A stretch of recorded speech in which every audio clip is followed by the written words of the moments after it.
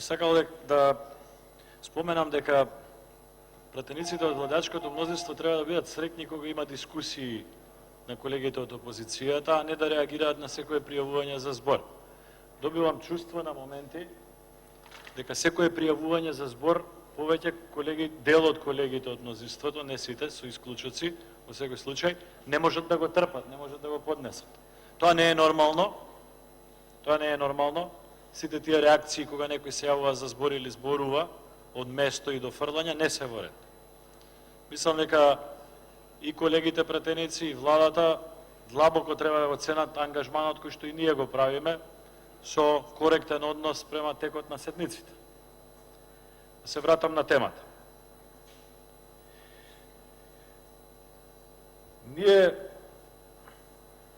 Оваа тема е прилично комплицирана, заради тоа што на некој начин целокупната инфраструктурна изградба во Република Македонија на патишта започна со посилна динамика во мандатот на претходната влада. Нашето мислење е дека оваа влада не успева да ја следи таа динамика и не успева да ги испорача очекувањата на граѓаните. Зошто го велам тоа? Единствени два патни правци кои што се пуштени во употреба во овие повеќе од 2 години владење на оваа влада се патните правци од Демиркапија до Смоквица и патниот правец од Миладиновци до Штип, односно Скопје-Штип.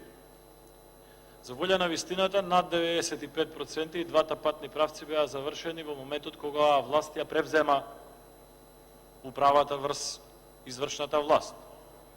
И двата патни правци се чека едниот година дена, другиот 2 години да бидат пуштени во употреба. Од друга страна, имаме ситуација во која што практично нема оперативна изведба на ниту еден зафат на релацијата Кичево-Охрид.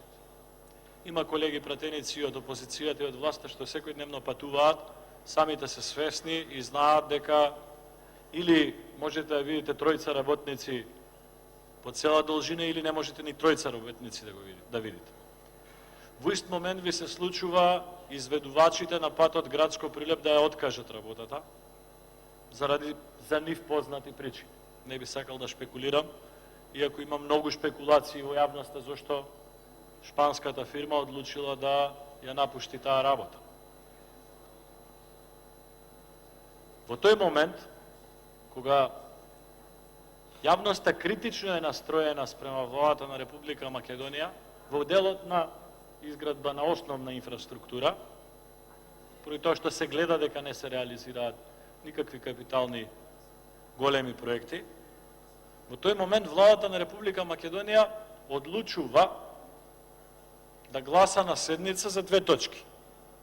Првата точка е оваа што сега е денеска дојдена на собрание, односно задолжување за да изгради државата Патарина.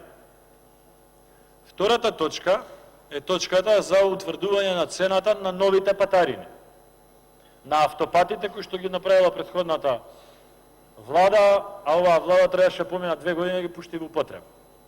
Секако имаше многу реакции од граѓаните за висината на патарините. Одење до Гевгелија и назад ќе кошта 560 денари. Одење до Штип и назад ќе кошта 320 денари. Во исто време, почитувани колеги, кога движење на релација Кукс-Тирана во двата правци, каде што има 150 км, е 1840 денари. За цел месец. Во сите работни денови, значи делено на 20. Софија-Пловдив за 153 км е 940 денари за 20 дена работни во месец. А кај нас на релација Скопје-Гевгелија, еве ќе ви направам точна споредба. Софија-Пловдив 153 км за 20 дена во месецот е 940 денари. А Скопје-Гевгелија, после новата цена на патарината кај Гевгелија, за иста должина, 154, вамо е 153, за иста должина цената ќе биде 11.200 денари. 20 дена во месецот ако се движите. 20 дена. Значи, Софија-Пловдив 940 денари за иста километража, а Скопје-Гевгелија за иста километража 11.200 денари. И сега, да се надоврзам на првиот дел од дискусијата. Почитувани колеги, подобро е ние да ви го кажеме ова на седница, колку и на некои колешки тоа да им смета, отколку секојдневно да се соочувате со граѓаните кои што ги знаат и ги гледаат овие бројки. За исто километража во Бугарија се плаќа 900 денари, во Македонија се плаќаат 11.000 денари. Тие пари одат во ова предпријатие за кое што денеска носиме одлука да се задолжи да земе странски кредит за да изгради патари. Во исто време, почитувани колеги, имаме ситуација кога реализација на капиталните расходи во првите 4 месеци, почитуван заменик министер, ке е 9,83%. Најниско ниво на реализација на капитални расходи во последните 20 години. Прашањето е, што ќе направите со вишокот на пари? Зошто тие пари не ги насочите со одлука за пренамена на средства, што можете да ја направите, или можеме да ја направиме како собрание, зашто не ја пренамените за изградба на патарини, зашто мора да повлечеме странски пари за ова? Или ги чуваме парите, повторно, као буре без дно да ги фрлиме во општините, кои што ќе исплаќаат стари сметки по, да не харикира.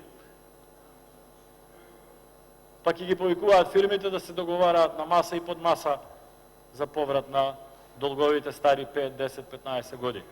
Во ситуација кога правиме дискриминација со тоа, заради тоа што Куманово, Тетово и Охрид го покриваат пола од долгот на ниво на територија на Република Македонија. И таму, кај што најнедомаќински се работело, таму најмногу пари истураме. Во Охрид има 400 вработени општината, без разлика кој бил или кој е градоначалник. Во Велес општината има 100 вработени. Во Велес општината нема долгови, во Охрид општината има долгови. И Охрид ја наградувам и сега пак ќе спремате територија за вакви основни потреби да се задолжуваме, ама спремате простор, вишоците на пари кои што не можете да ги реализирате, па да ги истурите во стари долгови. Пак да си седнете со фирмите, да се договарате како да се враќаат старите долгови. Тоа не е во ред. Почитувана заменик министр, почитувани колеги пратеници, уште еден податок ќе се обидам да ви кажам, со надеж дека кај некого ќе остави бар мала трага. Во овие 2 години, мерено во апсолутни бројки, долгот на Република Македонија е зголемен за 535 милиони евра. Точно. Не го мерам во БДП, пораст на БДП, проценка на БДП и така натаму. Го мерам во апсолутна сума на средства. Долгот на Република Македонија е зголемен за 535 милиони евра. Прашањето е, што Република Македонија и граѓаните на Република Македонија покрај потрошените 2,5 буџети во вредност од близу 9 милиарди евра, кај што влегуваат и плати, и пензии, дел од пензиите и така натаму. Но што граѓаните, еве само за овие 535 милиони евра, зголемен долг добиле за возраст?